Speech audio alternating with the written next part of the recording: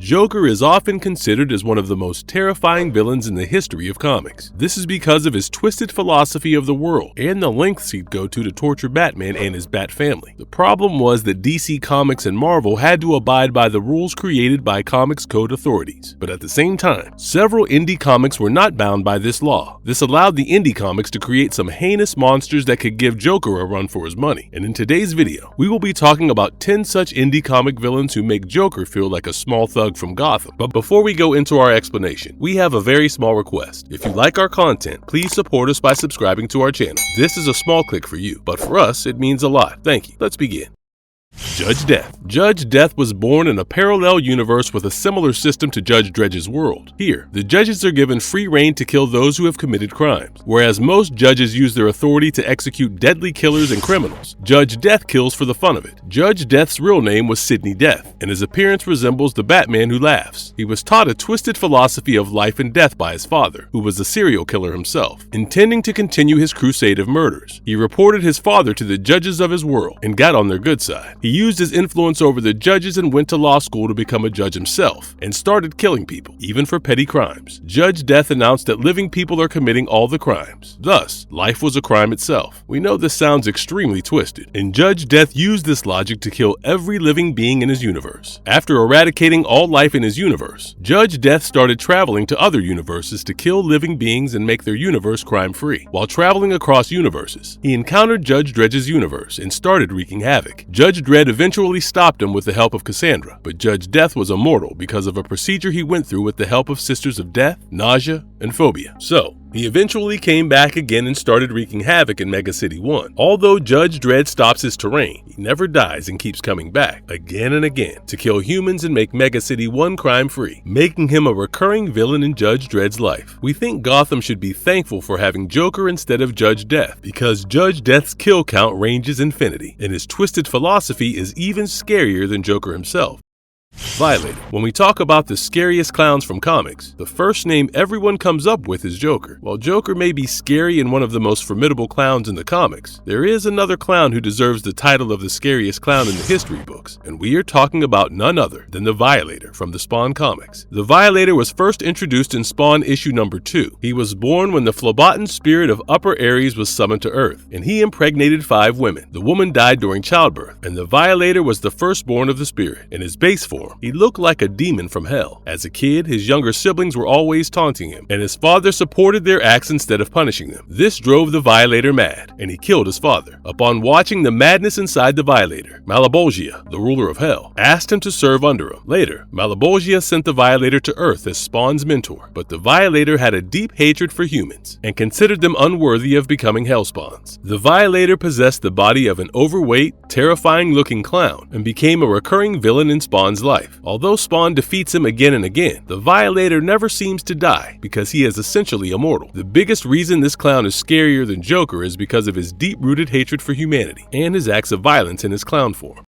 Homelander. Have you ever wondered what would happen if Superman became evil? Well, this trope is explored a lot of times in the DC Comics with Injustice, Superman, and Ultraman. But what happens if Superman loses his mind and becomes a loose cannon who knows only one thing: killing? Anyone who has read the Boys comics or watched the TV series knows the kind of maniac Homelander is. Every scene and comic panel he appears in essentially scares the shit out of audiences, because they know that if Homelander is here, he will definitely kill someone. Homelander was a small kid who was raised in a lab. He was given Compound V to provide him with superpowers, but the inhuman treatment he endured during his childhood made him a broken man. He has emotional trauma and a short temper, and to combat his inner demons, he kills anyone and everyone who messes with him or hurts his ego. There are also instances where he just kills for fun because why not? He loves killing. Although many fans argue that Superman will beat the shit out of Homelander, we wonder what would have happened if Homelander was a big bad of Batman in a universe without Superman. We think if that kind of universe comes into being, then Joker would just be a small criminal compared to the insanity of Homelander.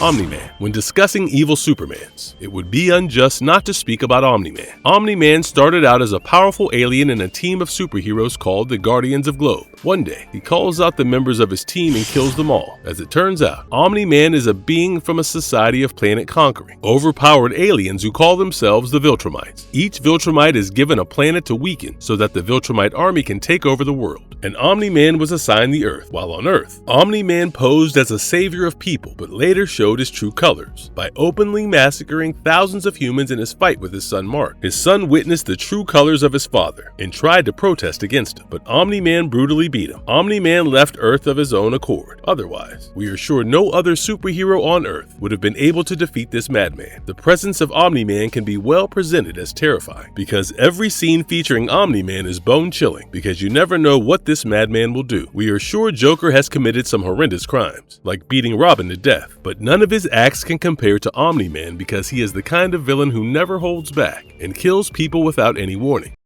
Dr. Gross. We know that not everyone loves slasher movies, but we can all agree that they are always fun to watch. Among the slashers that appear in the hack/comics, Dr. Edmund Gross is truly a terrifying and gross entity because of his appearance and his twisted ways of killing his victims. Dr. Gross was a former psychologist who did some terrible things to his students. These students turned him into the police, and later, Dr. Gross flayed his own skin and started hunting these students to kill them in the most brutal ways possible. The worst part was that even while torturing his victims, he had the tendency to make them go through their worst memories and fill them with trauma and dread before killing them off. Cassie Hack, the protagonist of the hack/comics, once decided to hunt down Dr. Gross. She planned to allow Dr. Gross to capture her and lead her friend Vlad to the doctor before he could inflict any damage on her. But as it turns out, Dr. Gross takes Cassie to his lair, ties her to a chair, and cuts off her 2 fingers from her foot with the help of a motor saw. This was one of the most painful experiences that Cassie had gone through. Dr. Gross didn't stop at that. He started playing with Cassie's head and made her relive her worst memories about how her bullies tortured her, how her mother committed suicide, and the day her father left the house. After inflicting severe physical and mental pain on Cassie, he finally decided to kill her, but Vlad intercepted him and cut off one of Dr. Gross's hands. Vlad helped Cassie escape, and Cassie killed off Dr. Gross by pushing him into a pile of cinder blocks. Dr. Gross has to be one of the most terrifying villains in the history of comic books, because of course, he looks gross, but also because he not only deals physical damage to his victims, but knows how to break them mentally so that they cannot fight him.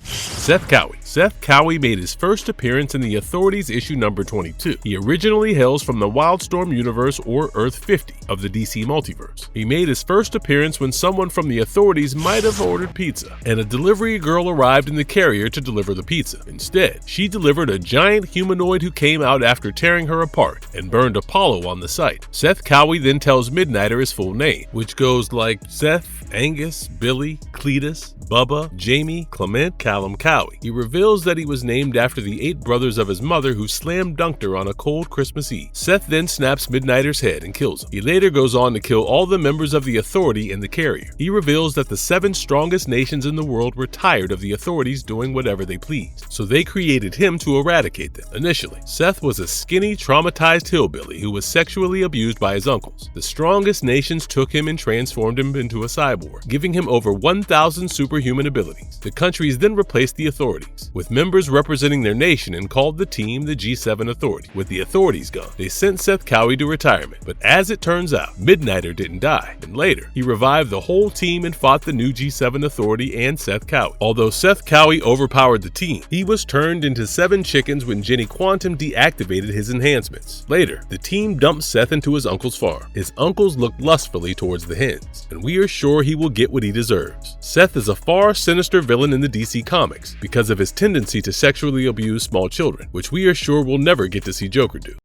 Brainwave, or Walter Sampson, is one of the most sinister villains appearing in Jupiter's Legacy comics. He was a terrifying antagonist because, to the world, he seemed like another superhero, but on the other side, he had been manipulating others to do evil deeds for him. He is the brother of Sheldon Sampson and one of the founding members of the Union of Justice. He had the powers of telepathy and mind control, and instead of using them for good, he started using them to manipulate people. His most notable actions include mind controlling and stealing his friend's girlfriend, Sunny, and mind mind controlling his nephew, Brandon, into killing his father, Sheldon Sampson. The most terrifying part about Brainwave is he wears the mask of good, but inside, he is the definition of evil. Although Joker had been manipulative and had done some terrible things, he never disguised himself as good. Walter is a much more significant threat than Joker because he has been pulling the strings all along, and everyone is oblivious to this fact.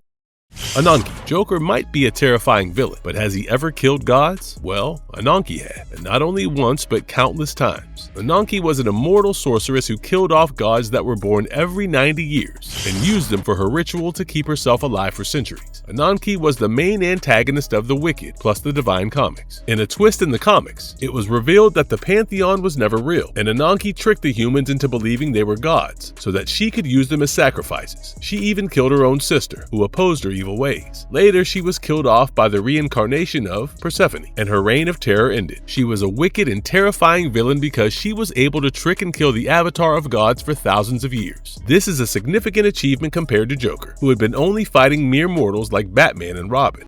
A serial killer from Severed. Severed is an indie comic set in the 1910s. The story follows Jack, who discovers that he is adopted and tries to reach his biological father. On the path, he meets some friends and a serial killer who is the definition of pure evil. This serial killer often feasts on young children, but before killing them, he does one weird thing. He fills them with hope because he thinks they taste better when they are filled with hope. This serial killer claims that he has been alive for centuries and has tattooed himself with symbols of all his victims. He keeps on switching identities to never get caught. He had fangs for teeth, and his new target was Jack. Jack was oblivious to the real world and started trusting the serial killer because why not? An older man doesn't seem suspicious enough, but when Jack loses his best friend, Sam, he becomes wary of this guy. This serial killer soon reveals his real identity and claims that Jack's father had died, and he was the one sending him letters under the guise of his father. In the end, Jack seemingly killed this monster, but 40 years later, Jack receives another letter from the serial killer revealing that he isn't dead and is going to come after Jack and his family. Randall Dowling. A crazy scientist who conducts twisted experiments is a pretty familiar trope in comic books, but none of the crazy scientists can compare to Randall Dowling. Randall Dowling was a twisted scientist from the Planetary Comics who had a knack for conducting sick experiments. He was involved in an American gas chamber experiment called Science City Zero. He experimented on young children by physically changing their bodies, and one day he kills a woman to see if he can revive her. Unsatisfied with his sick experiments, he once traveled to a parallel Earth where he promised the beings of that planet that he'd hand over his Earth and demanded superpowers in return. He is granted superpowers, which he uses to weaken Earth from the inside for the smooth takeover by those beings. Later, Randall falls into a trap set by Elijah Snow, one of the members of the Planetary Organization, and meets his demise. Compared to Randall Dowling, Joker is one of the small-scale villains because Joker's crimes are mostly limited to Gotham and Earth. Also, we are sure Joker would never go to the lengths that Randall had gone to seek power. Marvelous verdict. Joker is undoubtedly one of the most successful villains to ever be created. There are also multiple renditions of Joker, like Batman Who Laughs and Emperor Joker, who are much more powerful and scarier than the Prime Joker. But the villains we talked about from the indie comics are much more frightening than Joker because they were able to cross the lines that Joker never could, primarily because of restrictions from the Comics Code authorities. If you are a fan of indie comics, we urge you to go through these comics that we talked about and see for yourself how much of a menace these villains are when compared to Joker. With that being said, if you like our content, like and subscribe if you haven't already. Have a good one and be safe.